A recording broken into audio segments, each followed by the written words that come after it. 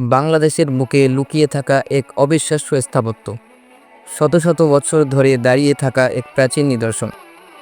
আজ আমি আপনাকে নিয়ে এসেছি এক ঐতিহাসিক মসজিদে, যার ইতিহাস, স্থাপত্য শৈলী আর নির্মাণ শৈলী আপনাকে মুগ্ধ করবে।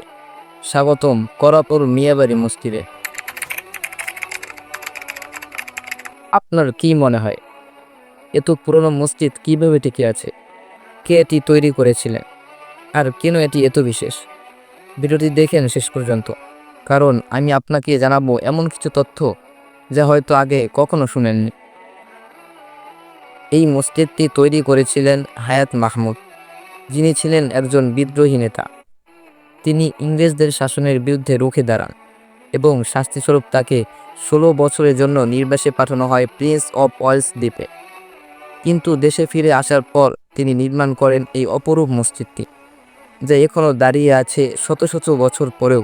মসজিদের সবচেয়ে আকর্ষণীয় দিক হলো এর স্থাপত্য শৈলী। এখানে 3টি বিশাল গম্বুজ রয়েছে, যার মাঝেরটি সবচেয়ে বড়। চারপাশে রয়েছে মোট 8টি বড় মিনার এবং তাদের মাঝে 12টি ছোট মিনার, যা মসজিদকে একটি ব্যতিক্রমী রূপ দিয়েছে। মসজিদের প্রতিটি দেয়ালে সূক্ষ্ম কারুকাজ করা হয়েছে, যা আমাদের স্মরণ করিয়ে দেয় মুঘল আমলের স্থাপত্য শৈলীর কথা। মসজিদের একপাশে রয়েছে একটি বিশাল দিঘি, যা শুধু পানির উৎসই নয়, এটি এই মসজিদের ঐতিহ্যের একটি অংশ। বরিশালের মানুষ ছাড়াও দেশের বিভিন্ন জায়গা থেকে পর্যটকরা এখানে আসেন এই ইতিহাসের সাক্ষী হতে। একটি ঐতিহাসিক স্থান শুধু ইট পাথরের নয়, এটি একটি কাহিনীর ধারক। করাপুর মিয়াবাড়ি মসজিদ শুধুমাত্র একটি নামাজের স্থান নয়, এটি আমাদের ইতিহাসের সাক্ষী, আমাদের ঐতিহ্যের প্রতীক। আজকের এই ঐতিহাসিক ভ্রমণ এখানেই শেষ। এই মসজিদ সম্পর্কে আপনার মতামত জানান কমেন্টে। যদি ভালো লেগে থাকে তাহলে লাইক, শেয়ার আর চ্যানেল সাবস্ক্রাইব করতে ভুলবেন না।